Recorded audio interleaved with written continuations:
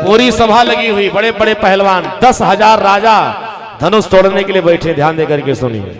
धनुष उठाने के लिए जनक जी का जो दूत था, सजनों बंदी जन बोले, राजाओं पहले महाराज जनक जी की प्रतिज्ञा, उनका संकल्प सुन लो।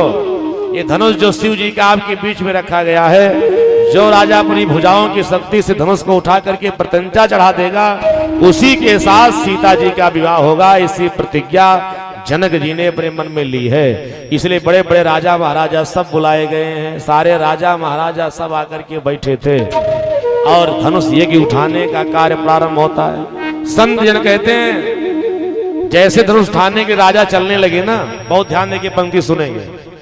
एक राजा धनुष उठाने के लिए जाता है, तो रामायण में लिखा गया राजा धनुष उठाने की क्या बात कहे। वो राजा धनुष स्पर्श भी नहीं कर पाता और छू भी नहीं पाता है और पलट करके गिर जाता है। बोले भक्तवत्सल भगवान की जय। बड़े बड़े राजाओं ने बहुत प्रयास किया, परंतु धनुष उठाने की क्या बात हिला भी नहीं पाए। रावण बाणासुर भी आया था।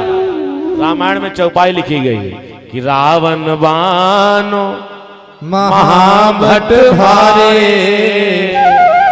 देखी सरासन गवहीं सुधा। धनुष की दिव्यता, धनुष का पौरुष देख करके रावण थर थर थर थर कांपने लगा। वो रावण जो चलता था ना, पृथ्वी डगमगा जाती थी। रावण गर्ज देता था, देवलोक में देवताओं की पत्नियों गर्भपात हो जाता था। इतना बलशाली रावण ने कहा उससे धनुष उठेगा नहीं, धनुष को प्रणाम करके चला गया। लेकिन जो भी राजा धनुष तोड़ेगा वो सीता हमारी ही होगी।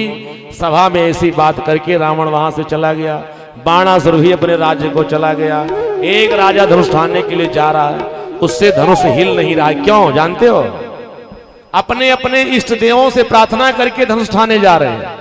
समस्या ये खड़ी हो गई, जैसे कोई राजा धनुष उठाने के लिए जाता है ना, तो जाकर के गणेश भगवान से प्रार्थना करता है, गणेश भगवान अब एक निवेदन है, मैं इस धनुष को उठाने के लिए जा रहा हूं, कृपा करके ऐसी कृपा दृष्टि डालिए कि मैं धनुष को उठा लूं। अब अगर धनुष उठ जाएगा ना, तो 1 किलो लड्डू चढ़ाऊंगा आपके मंदिर में जाके।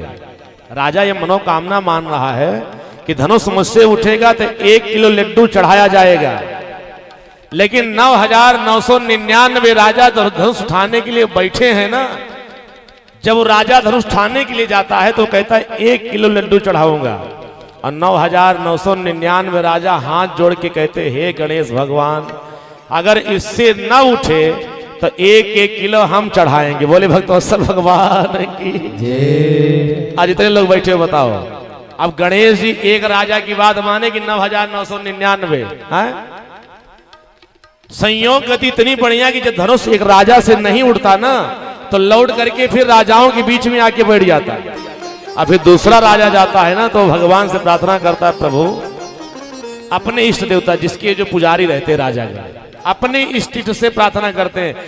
जैसे कोई राजा भगवान शिव का पुजारी रहा होगा, तो उसने कहा भोले बाबा, अगर ये लड्डू ये धनुष अगर उठ जाता है मुझसे, कृपा दृष्टि बनाइए, तो मैं आपके मंदिर में जाकर के दर्शन करूंगा और जाकर के 5.25 किलो लड्डू चढ़ाऊंगा, आपका दर्शन करूंगा, रुद्राभिषेक करूंगा।